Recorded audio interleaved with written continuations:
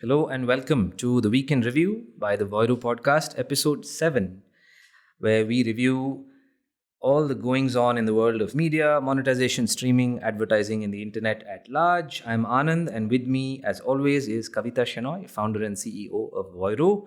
How are you doing, Kavita?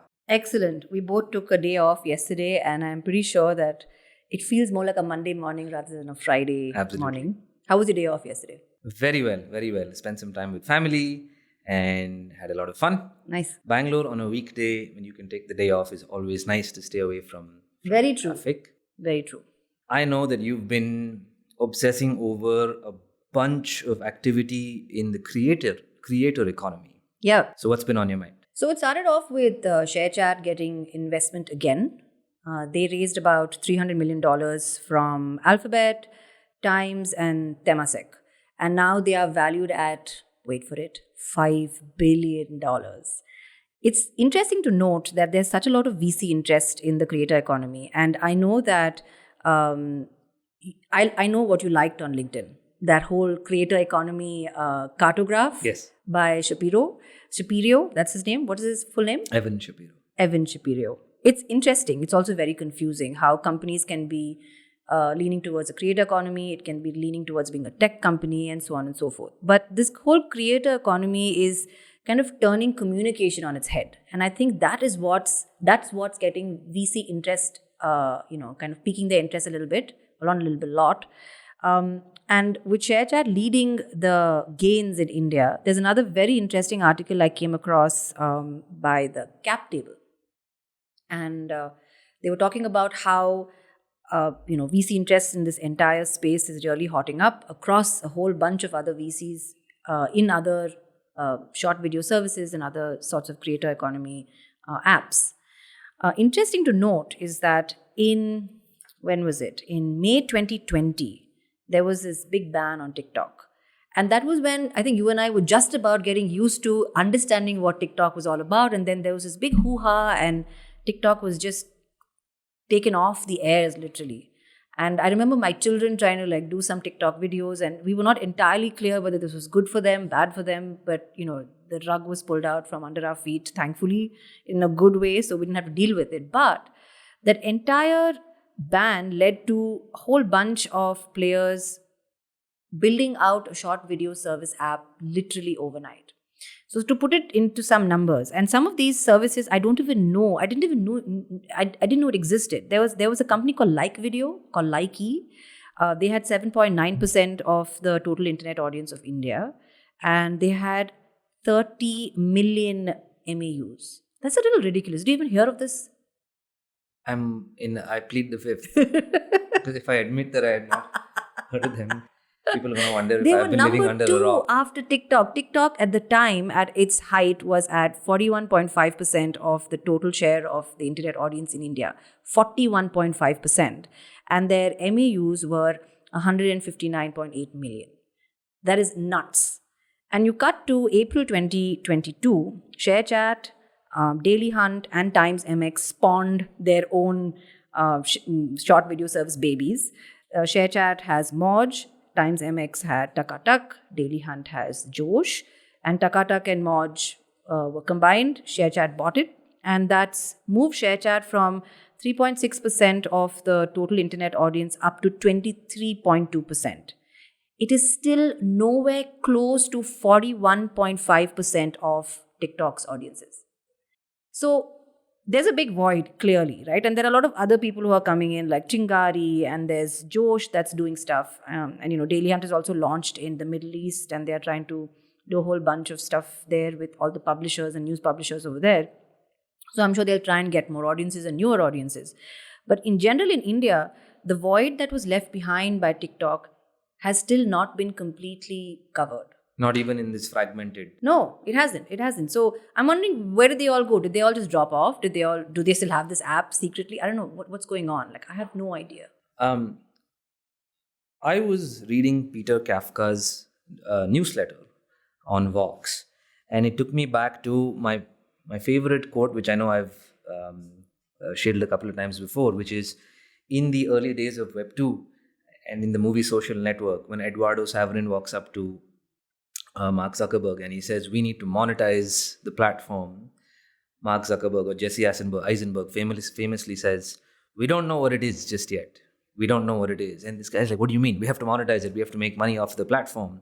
And I think that the short video apps have effectively brought that same question back to everyone's minds, which is we don't know what it is. Because it's one of those platforms that, for some reason, is always in the air. It is not out of any conversation we have about the internet, monetization, media, advertising, everything that we talk about so often. And it's also something that's oddly very close to us as I want to say regular people, not actors or creators or who we would typically associate with Hollywood. Yeah. Because every time we see a viral video and we say, "Oh, this guy made X amount of money from it," every one of my friends is like, "Well, I could have done that." I'm like, "Well, you didn't. You didn't, yeah. You didn't do it." Remember how everybody thought they thought of Big Basket before Big Basket thought of Big Basket? Oh my God, I knew this grocery had to go online someday. And for me, that's what makes the mathematics of short video apps so interesting. Is it's within arm reach, but not quite. These are creators who are putting a ton of effort. They've spent years before they became an overnight success, but they're also everyday creators. They're not professional actors. They're not big budget filmmakers. But Peter Kafka was talking about the media industry's response, therefore, to everything that is short video and TikTok, in line with we don't know what it is. Yeah. Which is, he said, look, there's a looming recession and everyone's talking about it. I feel like this is the conscious recession. I feel there's something Gwyneth Paltrow about this whole recession. But I remember back in 2020, when the pandemic first began, there was a looming recession at the time. And interestingly, media organizations were looking at two different types of hits. One is the recession would slow down advertising spend, which is always something that happens in a recession. Huge indicator, yes. Two, there's also a drop in consumer expenditure, especially on subscriptions. But today, this looming recession also has a third element, which is there is this attack on the attention economy because TikTok's coming for attention, time spent, and eyeballs, which is also something which makes traditional media companies respond in a myriad of different ways. TikTok's numbers, of course, 90 minutes a day, 2 hours a day, the types of audiences that are giving them their attention. And I feel like there's 3 or 4 different flavors of relationship that traditional media organizations have with short video apps. The first one is they ignore it and say, well, this is not competition to us. Wrong. I don't think this is ever going to fly.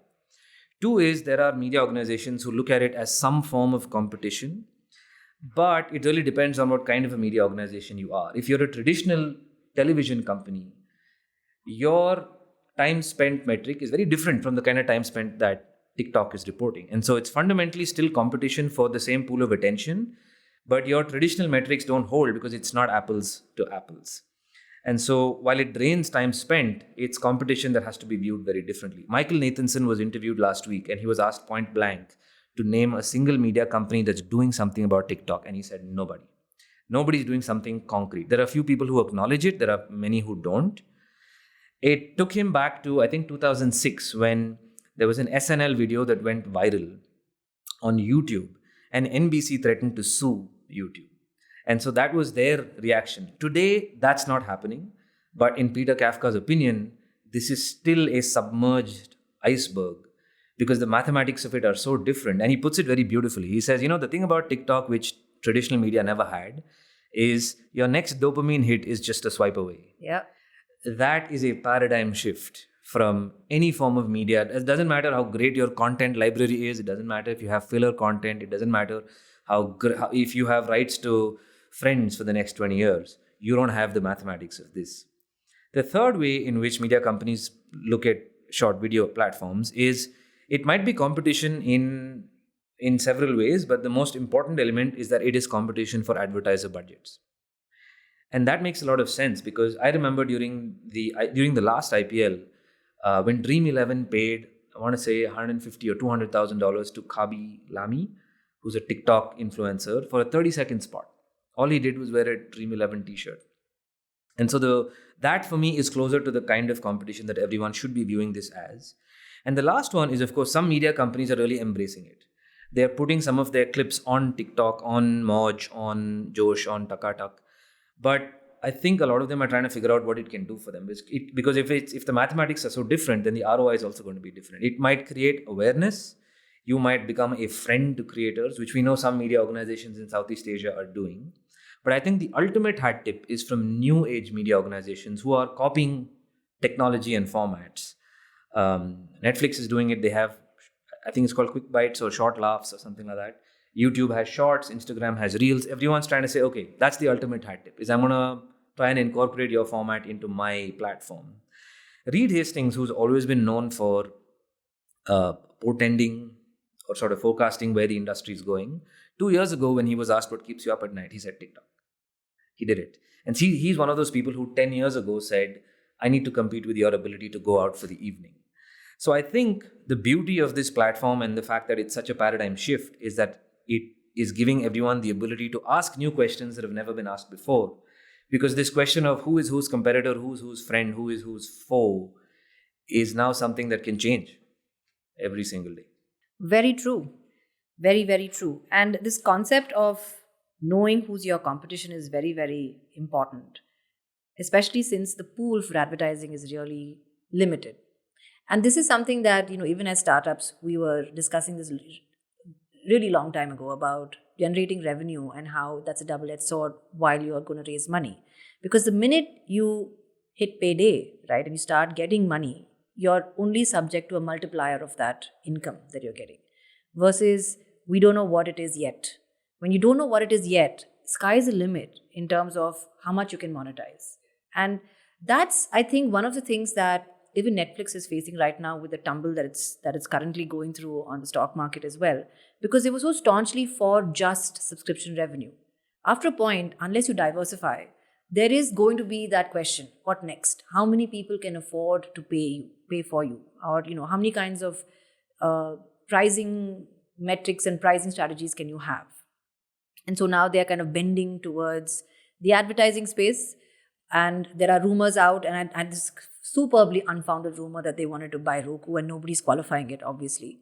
But I think the general spirit of the conversations that are out there for Netflix and getting into advertising is that they basically want to make sure that they are addressing the need for an additional revenue source fast. They don't want to reinvent the wheel. They want to make sure that they're able to get into this entire space, and they akin it to ring fighting, right? You have to come and you have to take a piece of that already existing fight. There is no bigger canvas. There is that much money on the table in terms of advertising in general, and which is why it's always looked at as not such a, it's not so innovative or inventive a revenue source. But having said that, there's a lot more to be said about advertising in general and how it is disguised in so many other ways, which is something that we see in the retail media industry. And what's happening with Roku and Walmart. What is your take on it? The First Party Capital's newsletter this week was talking about a bunch of M&A activity that they are seeing in retail media, which of course reinforces the general belief that it is going to become a giant category by itself, which is something we've talked about a few times. Roku and Walmart have announced a partnership, and we were reading more about what they're going to do together. Roku has 61 million subscribers. Walmart moved 141 billion in revenue in Q1 2022. What would you compare Roku to in India? It's like a DVR plus Tata Play. It goes back to the question of what connected TV is. Correct. I would peg it somewhere between an Apple TV, Chromecast, or Amazon Fire Stick. Right. And enablers of connected TV. Correct. So it's internet-enabled content to your TV. Correct. Right? Okay. Correct. Roku did something similar with Kroger last quarter, where they announced a partnership with a giant retail organization that was moving a big chunk of its business online. So Roku and Walmart have announced that with this partnership, they are going to enable purchases with your Roku remote. And effectively, this is their signal to move beyond a QR code. So what this is going to do is they are going to have overlays on top of advertisements on Roku TV. They're going to start with one of their channels, but I think slowly experiment and move across other channels to basically enable shoppable TV. But the whole idea is you get an overlay, you click OK with your remote with the TV paused, and there's no redirection to Wallmart.com. There is no QR code. It's just a straight up purchase. And your credit card details are already stored with Roku, and the fulfillment happens through Walmart. So it's effectively the most seamless experience, which reminds me of two things. One is the whole Roku and Kroger partnership. Yeah. And two is, I don't know if you remember Amazon Dash, which of course was sunset in 2020, but is you click a button and everything's already taken care of. Yeah. I know what you're looking to buy. I have your credit card on file. You have already authorized payments up to a certain level. But this is for me one step further in the promise of retail media, which is you're very close to the point of commerce already. Yeah. And so the ability to now take you from shoppable TV or connected TV to commerce, which is now so deeply enabled that it's literally a click of a button and it's on the same remote. These are the kind of partnerships that will further shorten the distance between ad spend and commerce, which I think is pretty interesting. I know Roku's been in talks, or at least rumored to be doing something with Netflix. A bunch of our industry thought leaders are at Cannes this week.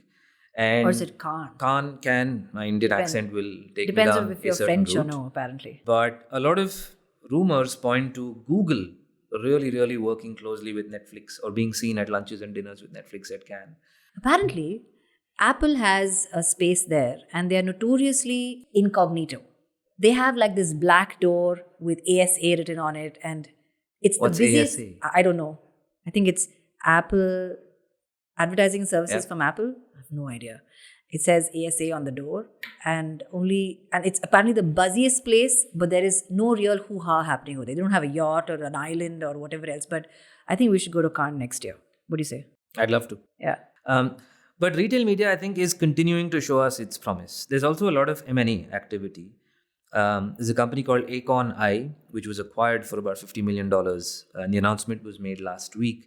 And it's basically a platform that helps brands and marketers figure out how to deploy their spend automatically across e-commerce companies. And e-commerce spend, as we know, hits differently because you also have access to inventory information. And so they have the ability to, for example, automatically drop your expenditure if your product is out of stock. So these are the kind of dynamics that... Not return on advertising spend, where you deploy, saying that... Yeah, so they can move it across, they can cut it down, but they can effectively make it more effective. Nice. And this is interesting. Tech dealing with tech. Tech dealing with tech. And there's rumored to be several $1 billion of M&A activity in retail media that's taken place just in the last few months. And this brings back the earlier question which we talked about a few weeks ago, which is, where is retail media spend coming from? Which wallet is making room for this? Because it's not just coming from digital wallets. 7% of global marketing today still comes from legacy channels, in-store advertising, print. And so this is basically offering up an enhanced method of spending those budgets, as well as moving digital budgets, as well as possibly creating new budgets because your ROI is so easily measurable. And so as it becomes more performant as a medium, which is kind of what the Roku TV partnership is going to do to retail media expenditure, I wouldn't be surprised if we just see new budgets being created for retail media. Yeah. And it'll come in from the fact that we are enabling such frictionless commerce, right? And I know we always talk about the secondary effects of things that are actually developing at this point in time. So when you talk about ad spend and commerce and the frictionless relationship between both of them, it also begs the question on ad fraud and fraud in general and security and regulation. And we see this a lot in India right now, and we kind of complain about it because of all the regulation that's come about in the ease of access to things. But if things had to go wrong for us at this point in time, given the fact that our card details are all over the place and, there's such a lot of, there's absolutely no presence of friction at all, you could actually get drained out in a matter of seconds. There's no recourse for you, right? So I'm eager to see what happens on the regulation front, because I feel like that will also spawn another industry altogether because it's all interconnected. I think retail budgets are going to be interesting to watch. Look, there is enough evidence to point to the fact that, much like what we're seeing in TikTok, retail media is going to open new doors. And it's going to be interesting to watch, because if you go back to this question of who's competing with whom for attention, for ad dollars, for eyeballs, it juxtaposes industries that traditionally don't belong next to each other. And I know you listened to Peter Kafka's podcast where he was talking about where the streaming industry is going. Yeah. Is it a Netflix problem or a streaming problem? Yeah. And I know these are not traditionally juxtaposed topics, but today it's all pointing to the fact that advertisers view all these channels from the same vantage point. Yeah. But you walked into the office today giggling about something you listened to on Peter Kafka's episode. So what's going on with Netflix? Again, Netflix has become it's unfortunately the poster child of good and bad at this point in time. Just like TikTok is the poster child for how do we capture the attention of this generation in general. So a lot of the legacy content companies today are actually are grappling with the fact whether they are a streaming company or whether they're a content company, whether they should be in the cinema or theaters or creating different kinds of content that rivals TikTok and so on and so forth. But given the way everything is kind of moving around right now, one of the biggest questions that everybody's trying to find an answer to, which has hurt Netflix in a big way, and everybody's kind of standing around saying, "Oh, I told you so," which I feel is unfair, because look, they started this entire streaming industry in general. They kind of took a huge step forward in it, and they kind of dragged everybody along. And as consumers, we are better for it. We have we have so many different types of streaming products that we can actually subscribe to. Content has a new lease on life. Creators, actors, producers, etc. have a place for them to place their content that they produce on a shelf that can be identified and picked up by niche audiences. The whole concept is a massive push on democratization of content discovery, content production, content consumption, and so on and so forth. It comes at a cost because it's not cheap to stream, right? And that's something that everybody has to keep in mind. And so therefore, it will start polarizing to companies that actually have a lot of cash to be able to bankroll this kind of streaming and the development that comes in this whole streaming industry. But the fundamental question this particular podcast kind of opened up with is, okay, so Netflix lost 2 million subscribers. Where the hell did they go? I think they all went back to work, in my opinion, right? But where did they go? Did Peacock get them? Did somebody else, some other stream, did Apple get them? Who got them, right? Where did this all these subscribers actually move off to? And it's an interesting question that nobody has an answer to at this point in time. And with this conscious, looming, aware recession that we're all walking into, a lot of people are consciously cutting down costs. But if you think about it in a very different way, we don't have to cut down on the ability to watch anything that we want to watch. We can actually do it for cheap. We can cut down the number of streaming applications that we have. We can economize on what we watch as a pay-per-view. We can spend probably more time on TikTok, but we can still be in the fray of understanding and knowing and consuming content, right? The reason why I was amused was, of course, the way they ended that entire podcast, which was completely like this doomsday thing on advertising going bust and so on and so forth. And he was talking to CNBC's Alex Sherman on this entire topic of advertising. And I'm a big believer in advertising. I think everything that we do is advertising. Whether you call it retail media, whether you are calling it a print ad, whether you're calling it out of home, whether you're calling it a call out on a podcast. It all comes under the umbrella of advertising. And advertising is information. If I didn't know that my favorite brand has a discount, I'm not going to go actively looking for it. There's so much noise already in my life. So I'm leaning on advertising to actually bring that to me. And e-commerce in general, right, is also something that has